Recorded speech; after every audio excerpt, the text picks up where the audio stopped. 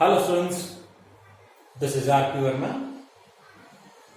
देखिए स्टूडेंट, आज जो हमारे सामने टॉपिक है वो है लिफ्टिंग ऑफ कॉर्पोरेट वेल, यानी कि अनावरण का सिद्धांत। द कंपनीज एक्ट 2013 हमने स्टार्ट किया है। 2 क्लासेस हमारी हो चुकी हैं, nature and main features of the company और दूसरी क्लासिफिकेशन ऑफ द कंपनीज। आज उसी रेफरेंस में हम आगे चलते हैं। हमारे सामने एक प्रिंसिपल है, principle of lifting of corporate well. अब सबसे पहले तो हम ये देखें कि लिफ्टिंग ऑफ कॉर्पोरेट वेल से पहले कॉर्पोरेट वेल का मतलब क्या है। हमारे लास्ट सेशन में हमने Solomon versus Solomon and company limited का केस, उसके फैक्ट्स हमने देखे थे। उस केस के अंदर जो सबसे बड़ी बात हमारे सामने आई वो ये थी कि after incorporation of A company becomes a legal person having separate legal existence. जैसे ही कंपनी का पंजीयन होता है, कंपनी एक विधिक व्यक्तित्व धारण कर लेती है और इसका अस्तित्व इसके सदस्यों से पृथक हो जाता है। इसका मतलब ये हुआ बच्चों कि जैसे ही एक कंपनी इनकॉर्पोरेट होगी, जैसे ही एक कंपनी का पंजीयन हो जाएगा, अब हमें यह देखने की जरूरत नहीं है कि इस कंपनी का पंजीयन कराने वाले कौन है। वो काम पहले रजिस्ट्रार कर चुके हैं, हमें अब देखने की जरूरत नहीं है, उसका इनकॉर्पोरेशन हो चुका है।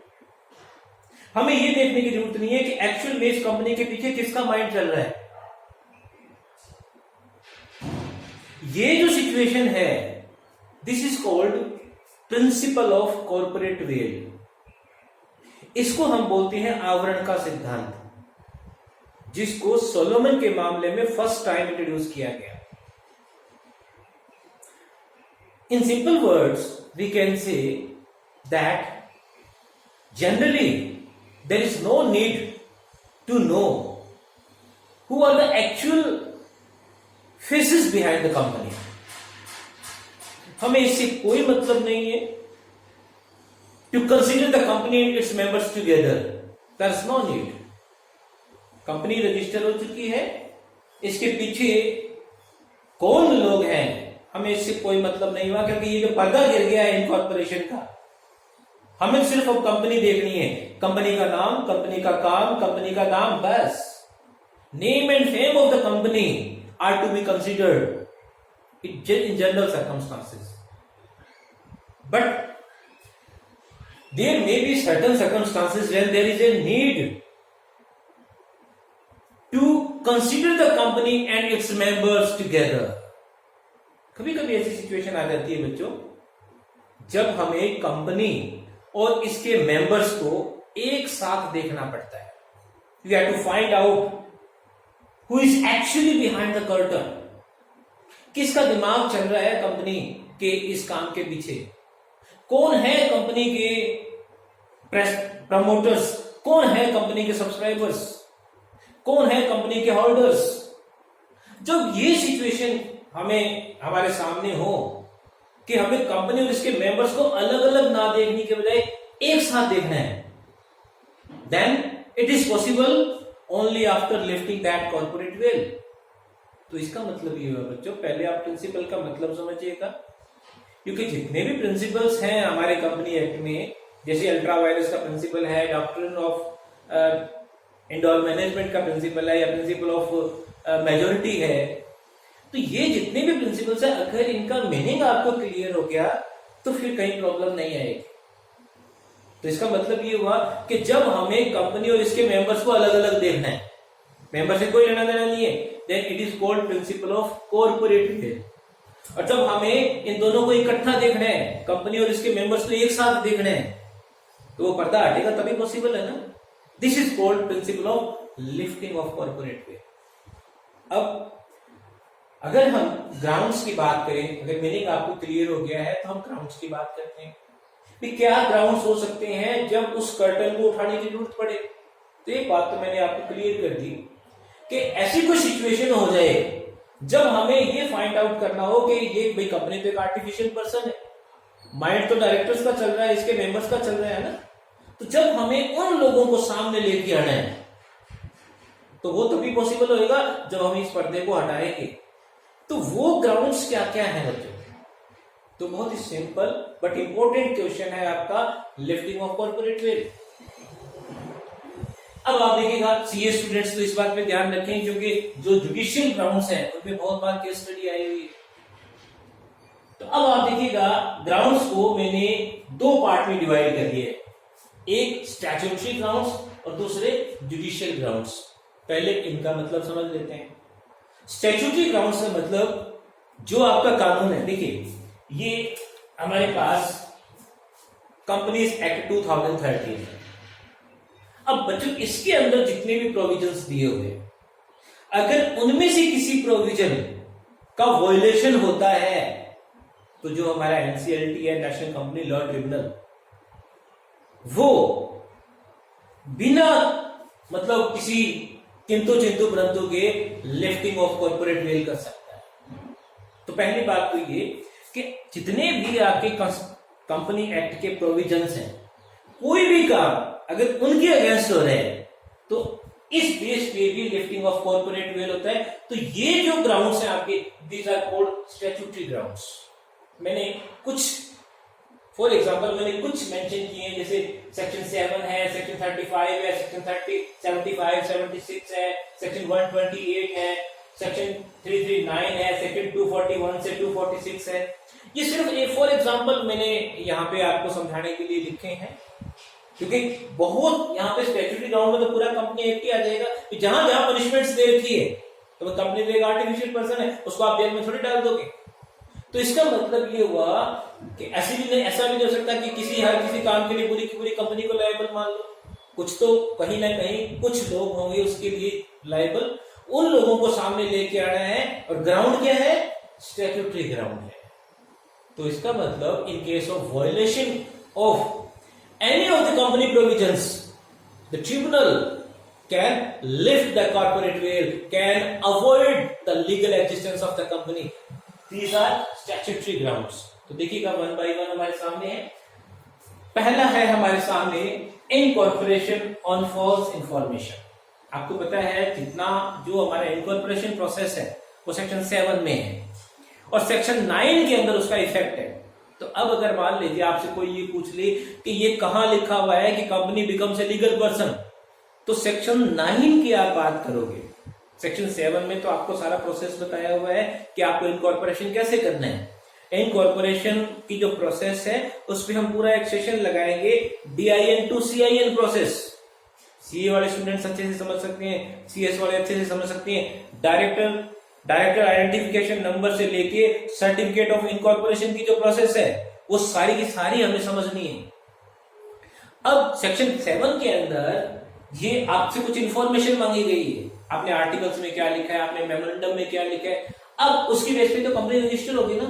मान लीजिए आपने कोई गलत इंफॉर्मेशन देके और अपनी कंपनी रजिस्टर करवा ली, अब उस कंपनी तो रजिस्टर होगी और रजिस्टर होने के बाद बहुत सारे उसके मेंबर्स भी बढ़ गए।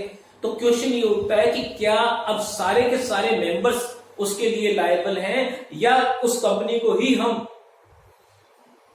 वाइंड अप कर दें। तो वाइंड अप, चलो वाइंड अप एक अलग प्रोसेस है, लेकिन जो लोग लायबल हैं उनको तो सामने लेके आओ। अब उनको सामने लाने के लिए हमें company and its members together, see है ना। तो इस कंपनी और इसके मेंबर्स को एक साथ देखना पड़ेगा। ऑब्वियस सी बात है, तभी पॉसिबल है जब इसका पर्दा हटाया जाएगा। तो इसका मतलब अगर हम इनकॉर्पोरेशन क्रिएट करते हैं वो भी फॉल्स इंफॉर्मेशन पे, तो एक्चुअली कौन लायबल है उनको सामने लाना पड़ेगा। हो गया इनको आपका लिफ्टिंग ऑफ कॉर्पोरेट वेल। फिर आप देखो misleading statement in the prospectus. Section 35 जो है वो ये कहता है कि जो पब्लिक कंपनी का जो प्रोस्पेक्टस मार्केट में आ रहा है, जिसकी बेस पे लोग उसके सिक्योरिटीज, डिबेंचर्स, शेयर्स जो है वो परचेज कर रहे हैं, अगर कंपनी झूठ बोल के ऐसा कोई काम कर रही है तो क्या सारे के सारे मेंबर्स लायबल है, या जिन लोगों ने इस प्रोस्पेक्टस, जिन लोगों को अथॉरिटी थी प्रोस्पेक्टस को राइट करने की, क्या वो सिर्फ वही लोग लायबल है? तो वो सामने कैसे आएंगे?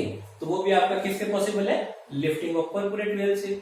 अब इसके लिए कोई आपको अलग से ग्राउंड मेंशन करने की जरूरत नहीं है, सेक्शन 35 में ये बात आपकी लिखी हुई है। इसी तरह से आप देखिएगा in failure to return public deposits, अपने एक चीज देखते हैं, आगे ये चैप्टर्स आपको धीरे धीरे क्लियर होते जाएंगे, ये सारे पॉइंट्स हमारे अगले चैप्टर्स में आने वाले हैं। देखिए जैसे मान लीजिए मैंने किसी कंपनी में पैसा डिपॉजिट करवाया, अब वो पैसा मेरा आज मुझे मिलने वाला है, लेकिन कंपनी पैसा नहीं दे रही, ना तो मेरा प्रिंसिपल मुझे मिल रहा, ना मुझे इंटरेस्ट मिल रहा, तो बताओ मैं कोर्ट में जाऊंगे ना जाऊं? अब क्या इसके लिए जितने मेंबर्स हैं वो सारे के सारे लायबल है या कंपनी को वाइंड अप में डाल दो? देखो कौन लोग इसके लिए लायबल है। मिनिमम सब्सक्रिप्शन नहीं हुआ विद इन द टाइम तो आपको पैसे वापस लौटाने हैं जो भी आया है, लेकिन आप नहीं लौटा रहे हो, कौन लायबल है इसके लिए? तो वो जो लोग लायबल हैं वो सामने तभी आएंगे जब हम इस पर्दे को हटाएंगे। तो आपका ये सेक्शन 75, 76, तो इसका मतलब वायलेशन ऑफ कंपनी प्रोविजन हुआ कि नहीं हुआ? यहाँ पे स्टैट्यूटरी है। इसी तरह से भाई जो कंपनीज है, चाहे वो सब्सिडरी कंपनी है चाहे होल्डिंग कंपनी है, जो अकाउंट्स बुक आपकी मेंटेन करनी है प्रॉपरली, वो बुक्स आप मेंटेन नहीं कर रहे हो, तो इसका मतलब ये हुआ कि कहीं ना कहीं कोई फ्रॉड सामने आएगा। तो ऐसी सिचुएशन में क्या पूरी कंपनी लायबल है या कुछ लोगों को हम लायबल माने? वो सामने कैसे आएंगे? कौन है इसके पीछे? 128 इज देयर। इसी तरह से आप देखिएगा फ्रॉडलेंट ट्रेडिंग, भाई आपने जिस ऑब्जेक्ट के लिए कंपनी इनकॉर्पोरेट करवाई है उसके अलावा आप कोई काम कर रहे हो, आप ऐसा कोई काम कर रहे हो जिससे लोगों के साथ फ्रॉड हो रहा है, तो क्या ऐसी सिचुएशन के अंदर उन लोगों को सामने लाना जरूरी नहीं है जो ऐसा कर रहे हैं? कैसे पॉसिबल है? Due to lifting of corporate wealth, तो ये आपका सेक्शन 339 में आ जाएगा। इस तरह से आप देखिएगा ऑपरेशन एंड मिसमैनेजमेंट, भाई कंपनी के बहुत सारे इक्विटी शेयर होल्डर्स हैं, कंपनी उनको मीटिंग में नहीं बुलाती, मीटिंग में बुला लिया तो वोटिंग की पावर नहीं है, बताओ कितना शोषण हो रहा है उनका, इसको बोलते हैं ऑपरेशन।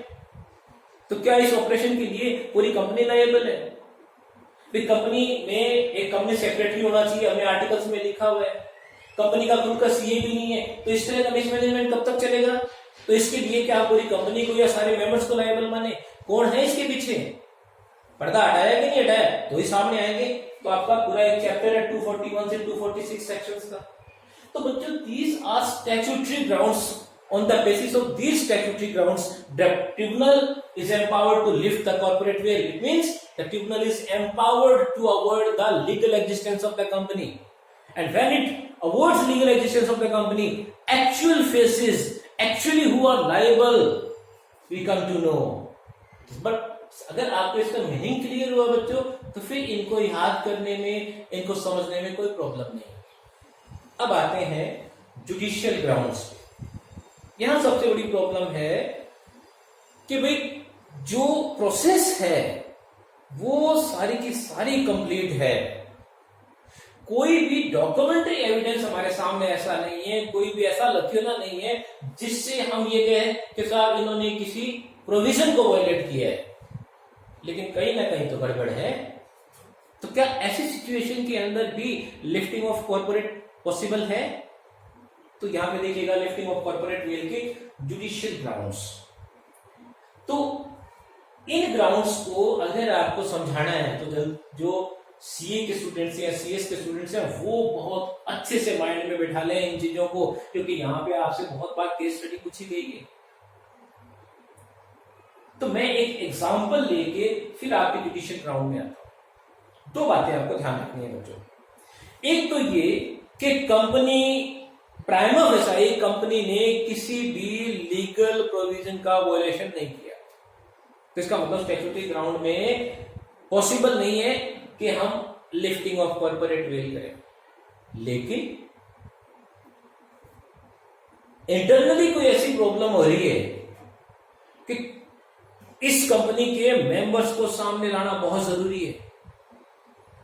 मुझे बहुत सारे केसेस हैं, डैमलर कंपनी लिमिटेड वाला जो मामला है या दीन शाह का जो मामला है, ये बहुत ही इंपॉर्टेंट और इंटरेस्टिंग मामले हैं। तो पहले हम बात करते हैं डैमलर का, डैमलर कंपनी का एक केस का। ये आपका 1916 का मामला है बच्चों। अब देखिए इसमें क्या था, एक जर्मन कंपनी ने अपनी एक सब्सिडरी कंपनी इंग्लैंड में स्टैब्लिश की, टायर बेचने का काम था। इंग्लैंड के जो लोग हैं उन्होंने इस कंपनी में इन्वेस्ट किया। अब आप समझिएगा, जर्मनी कंपनी ने इंग्लैंड में एक सब्सिडरी कंपनी स्टैब्लिश की, जर्मनी ने इंग्लैंड में की, तो इसका मतलब ये हुआ कि अब वो इंग्लैंड में रजिस्टर हुई है तो इंग्लिश कंपनी मानी जाएगी ना, भले ही वो किसी की सब्सिडरी हो, लेकिन उसका इनकॉर्पोरेशन कहां हुआ है, इंग्लैंड में हुआ है, तो इसका मतलब इंग्लिश कंपनी है, ब्रिटिश कंपनी है। चलिए, अब होता यहां पे ये है बच्चों कि बहुत सारे अंग्रेज जो है उस कंपनी में इन्वेस्ट कर देते हैं। In between first world war start हो जाता है। अब फर्स्ट वर्ल्ड वॉर के अंदर जो फैक्ट हमारे सामने आया वो ये था कि इंग्लैंड को सबसे ज्यादा खतरा जर्मनी से था। इसका मतलब ये हुआ कि फर्स्ट वर्ल्ड वॉर में इंग्लैंड को ये फील हो रहा था कि उसका सबसे बड़ा एनिमी कौन है, जर्मनी है। तो अब ऐसी इस तरह की बातें छुपती तो है नहीं, है ना। तो अब जैसे मान लो कि हमें आज की तारीख में ये पता लग गया है कि भाई किसी पर्टिकुलर कंट्री ने कोरोना वायरस को जो है वो प्लांट किया है, ये एक आर्टिफिशियल है, मान लेते हैं थोड़ी देर के लिए, तो क्या उस देश की कंपनियां का सामान हम खरीदेंगे, उस देश की कंपनियों की रिस्पेक्ट हम करेंगे? बड़ी प्रैक्टिकल सी बात कर रहे हैं। आई डोंट नो कि हम क्या करेंगे, it is a part of democracy, लेकिन एक छोटा सा एग्जांपल हम ले रहे हैं। तो जब ये फर्स्ट वर्ल्ड वॉर की सिचुएशन आई तो ये जो आपकी कंपनी थी, इस कंपनी में अंग्रेज भाई पहुंच के कि भाई हमारा पैसा वापस दो। कंपनी कहती भाई आप अगर पैसा बीच में वापस ले लियो तो ये तो ब्रीच ऑफ कॉन्ट्रैक्ट है, आप पैसा कैसे वापस ले सकते हो। लो जी, आपका ये मामला पहुंच गया कोर्ट में। अब कोर्ट में जब ये मामला पहुंचा तो लॉर्ड हल्सबरी, ये भी नाम याद रखिएगा, लॉर्ड हल्सबरी के सामने ये मामला आया। तो लॉर्ड हल्सबरी ने इस ब्रिटिश कंपनी को ये कहा, tell me the share holding. Company कहती भाई शेयर होल्डिंग से आपको क्या लेना देना, आप तो ये देखो भाई हम रिटर्न फाइल नहीं करते क्या, आप तो ये देखो कि भाई क्या हमारे किसी डॉक्यूमेंट में कोई कमी है क्या। लेकिन लॉर्ड हल्सबरी अड़ गए कि नहीं, आप हमें तो अपनी शेयर होल्डिंग बताओ। अब लास्ट में कंपनी को अपनी शेयर होल्डिंग बतानी पड़ी। अब जब शेयर होल्डिंग सामने आई कि इसके मेंबर्स कौन कौन से हैं, तो पता लगा कि कंपनी के 99% शेयर होल्डिंग जो थी वो जर्मनियों के हाथों में थी। अब लॉर्ड हल्सबरी यहां लिखते हैं कि क्या ऐसा पॉसिबल है क्या कि जो हमारा दुश्मन है हमारी कमाई उसके पास जाए, हमारी मतलब हमारा दुश्मन जो है वो कमाई कर रहा है हमारे से, हम उसको इन्वेस्ट कर रहे हैं, हम उसकी अर्निंग का सोर्स है। तो क्या ऐसा पॉसिबल है कि एक आदमी अपने ही दुश्मन के हाथ मजबूत करे?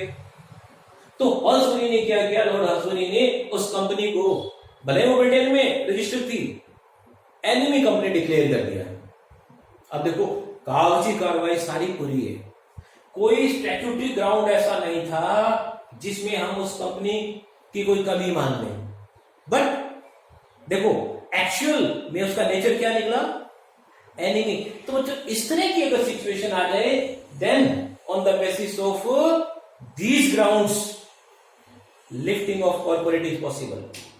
अब देखिएगा, पहला मैंने लिखा है to know the real character. एक कंपनी इंडिया में रजिस्टर है लेकिन वास्तव में वो एक एनिमी कंपनी है या एक फ्रेंड कंपनी है, ये अगर डिसाइड करें तो उसके मेंबर्स को सामने लाना जरूरी है, जैसे इस मामले में आया। फिर आप देखिएगा टू प्रोटेक्ट गवर्नमेंट रेवेन्यू। अब इसमें दीन शाह का मामला बहुत इंपॉर्टेंट है आपका। भाई ने क्या किया, 4 छोटी छोटी कंपनियां क्रिएट की, अपनी खुद की जो इनकम थी वो इन कंपनियों में इन्वेस्ट कर देता। इन कंपनियों के मेमोरेंडम के अकॉर्डिंग ये कंपनियां बहुत ही हल्के ब्याज पे लोगों को पैसा दे देती। अब ये दीन शाह क्या किया, इसने 4 कंपनियां क्रिएट की और अपनी सारी की सारी जो कमाई थी वो इन कंपनियों को दे देता, और बाद में थोड़े टाइम बाद इन कंपनियों से ही वो पैसा उधार उठा लेता, लोन लेता इन कंपनियों से, और उसके लोन का जो इंटरेस्ट था उस इंटरेस्ट को भी वो अपनी प्रिंसिपल अमाउंट से माइनस करके और रिटर्न फाइल करता, और रिटर्न आती उसकी 0। अब जो इनकम टैक्स ऑफिसर था उसके दिमाग में, काफी टाइम ऐसा करता रहा, उसके दिमाग में एक बात आई कि ये चक्कर क्या है। दीन शाह जब रिटर्न करता है ना तो वो इन 4 कंपनियों का नाम मेंशन करता है, कि साहब मैंने यहां से लोन लिया है और ये इसका हर साल का ये काम है, ये क्या चक्कर है।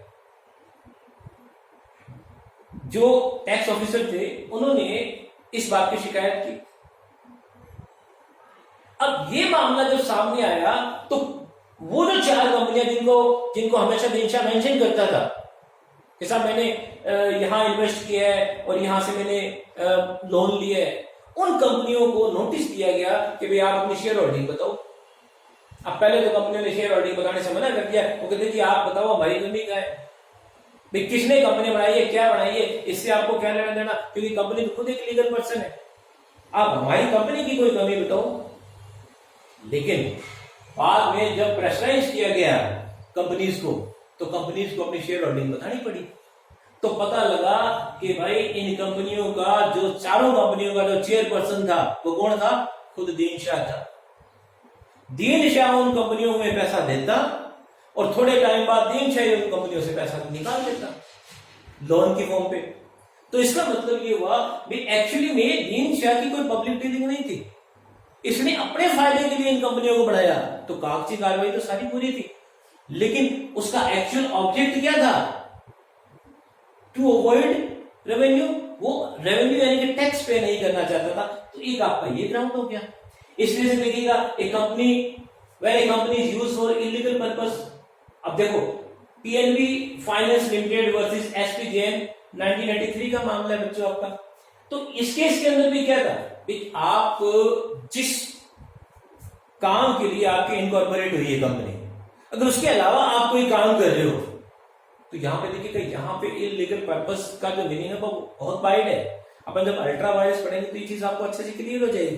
नहीं मैंने कंपनी ही फाइनेंस, मेरा कंपनी का ऑब्जेक्टिव फाइनेंस का है, भी मेरे को लोगों को फाइनेंस करना है, तो क्या मैं स्टील का या कोई गारमेंट्स का बिजनेस कर सकता हूं, वो मेरे लिए अल्ट्रा वायरस है। तो अब यहां पर इलीगल का मतलब ये नहीं है कि मैं कोई क्राइम कर रहा हूं, मैं मेरे ऑब्जेक्ट से परे जाके काम कर रहा हूं। तो क्या इसके लिए पूरी कंपनी लायबल है, क्या इसके लिए सारे मेंबर लायबल है? नो, हमें देखना पड़ेगा इस काम के पीछे पर्टिकुलर किसका माइंड है।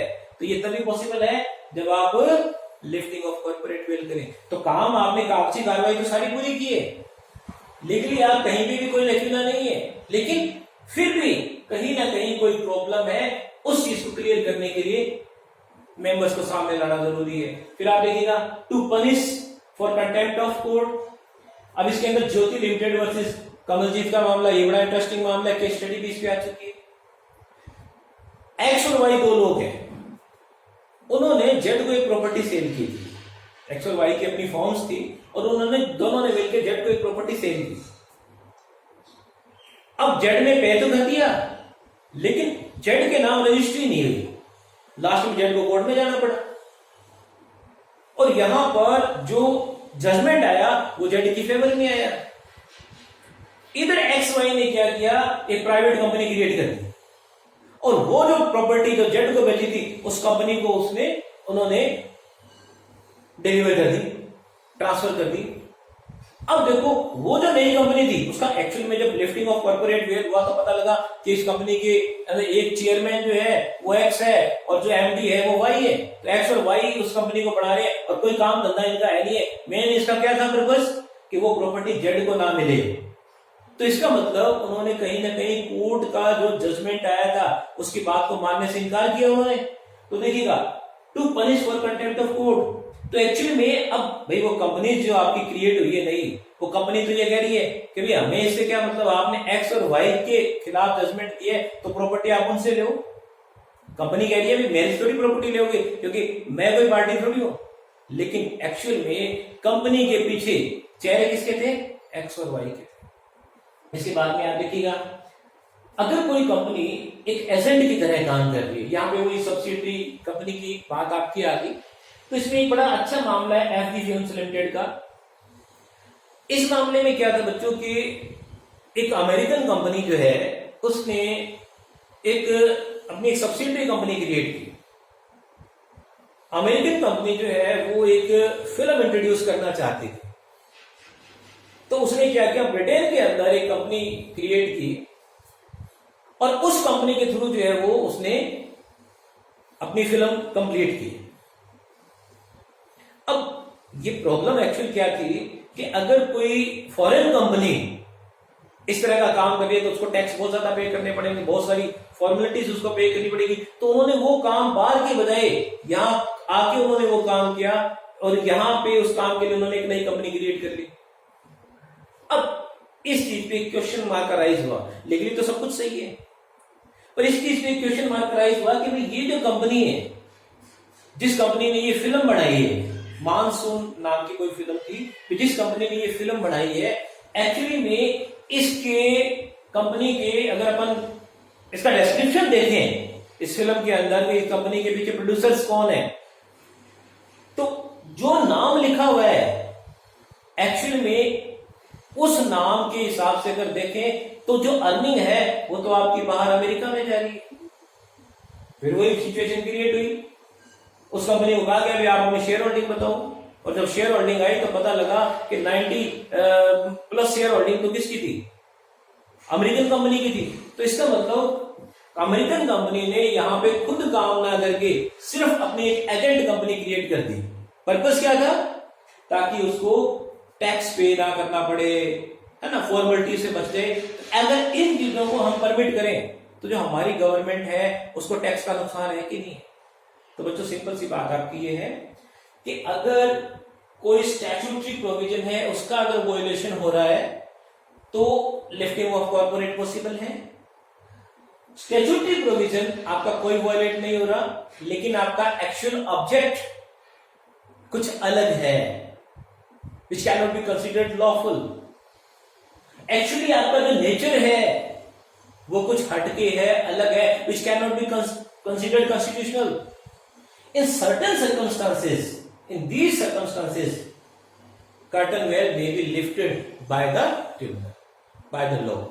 तो ये आपका एक corporate lifting of corporate well का आपका क्वेश्चन था, उम्मीद है आपको समझ आ गया होगा। इसके बाद हमारे क्वेश्चंस रहेंगे principle of ultra vires with exceptions और principle of indoor management with exceptions.